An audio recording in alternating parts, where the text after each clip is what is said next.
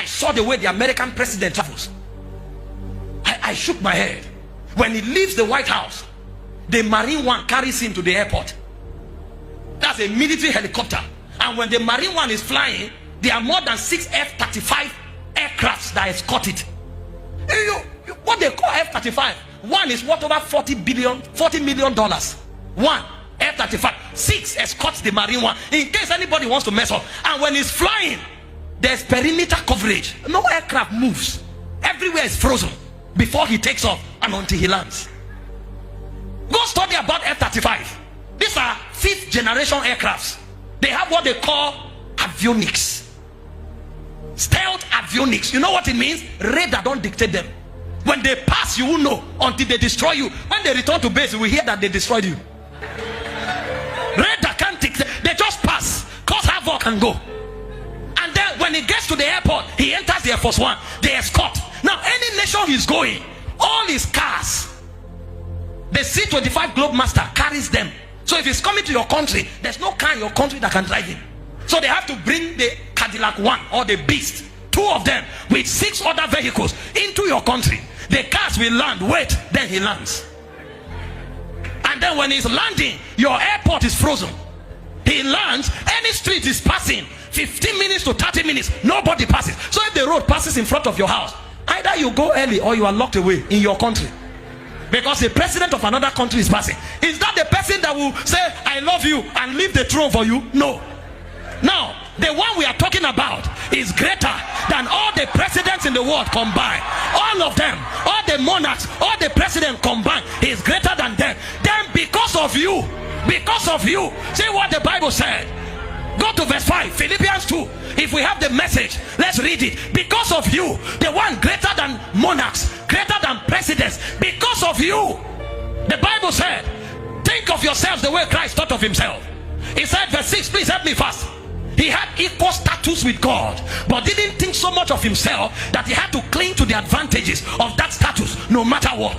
Verse 7, he said, not at all. When the time came, he set aside the privileges, oh my God, the privileges of deity. You know what those privileges are? He sits on the throne. Anything he says become. All the angels worship him. All creation worship him. Dogs, birds, cattle, fowls, mosquitoes, everyone bows. The Bible said, forever and ever, the 4 beasts, they cry, holy, holy, holy. It said the 24 elders, they fall on their faces, they cast their crown day and night, forever and ever, they cry, holy, holy, holy is the Lord. The Bible said he set aside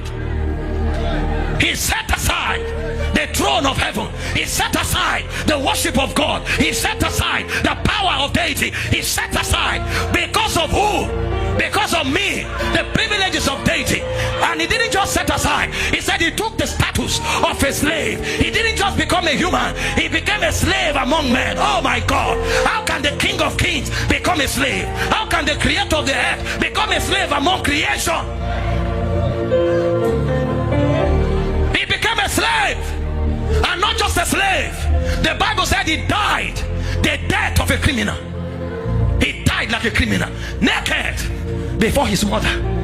Oh, when they came to arrest him, he told Peter, put your sword aside. If I wanted, now I can cut 12 legions. I can cut 12 legions. So he could cut 12 legions, but he set it aside. They arrested him. You arrest the master, you arrest the King of Kings.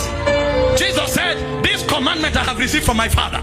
He said, no man taketh my life from me. I have the power to lay it down and to take it up. He allowed himself. You know, when he came to them, he said, whom seek ye? They said, Jesus of Nazareth. He said, I am he. They went back and fell, but he surrendered. They spat on him, they pulled his hair, they beat him, they kicked him. Oh, you need to see what happened to him. Do we have the picture? Where is the media? Show me where they tied him to the pillar.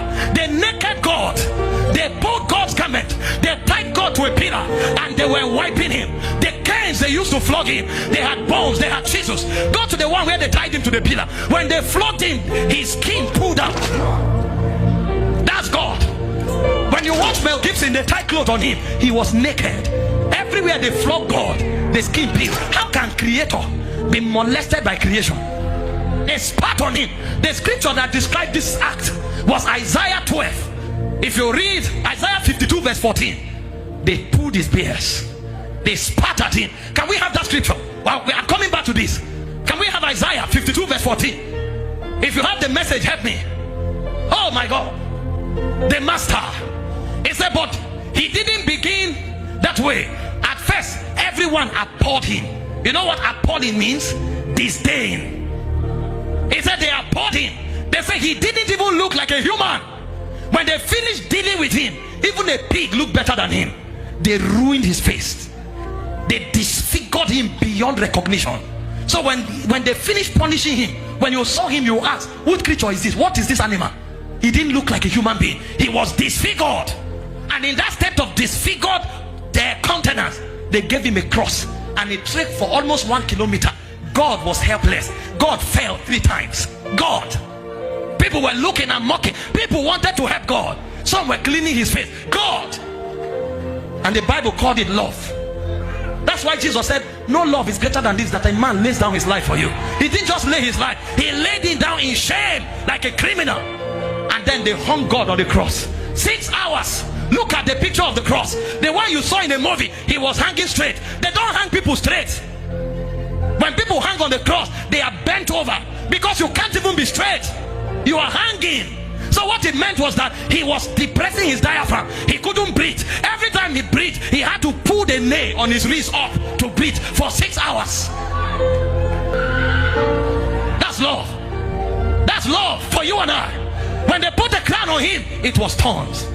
And the point came. The biggest of all persecution was when the father turned his back and he cried, Eloi, Eloi. In the history of divinity, they had never separated. Eloi, Eloi. That's spiritual death.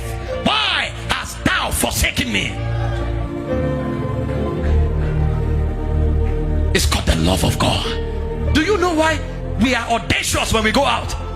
The Bible said in Romans 8:32, if he did not withhold his only begotten son, but gave him freely for us, he said, how shall he not with him? This is why when I make demand, I don't fear, because the greatest love has been demonstrated. There's nothing God cannot give me. He gave me Christ, and he gave me Christ with everything. This is why you should ask God for anything, because when he gave Christ, he gave his best for you. Do you see why people like us, you can't look at me and say, hey, get out, I don't like you. Your love means nothing, sir. I have the love of the Father. Somebody he's in a relationship, they say unless you fornicate, he refuses, they end the relationship, he's crying. We can't be heartbroken, sir. We are too loved to be heartbroken. Too loved, too loved, too loved to be heartbroken. Too loved. You sacked me from a job, I'm not crying, sir. I'm too loved. You lost me. It's a revelation of the cross. This is what I mean to God. God can endure shame for me. God can endure death for me. God can endure disgrace for me. He loves me with an everlasting love.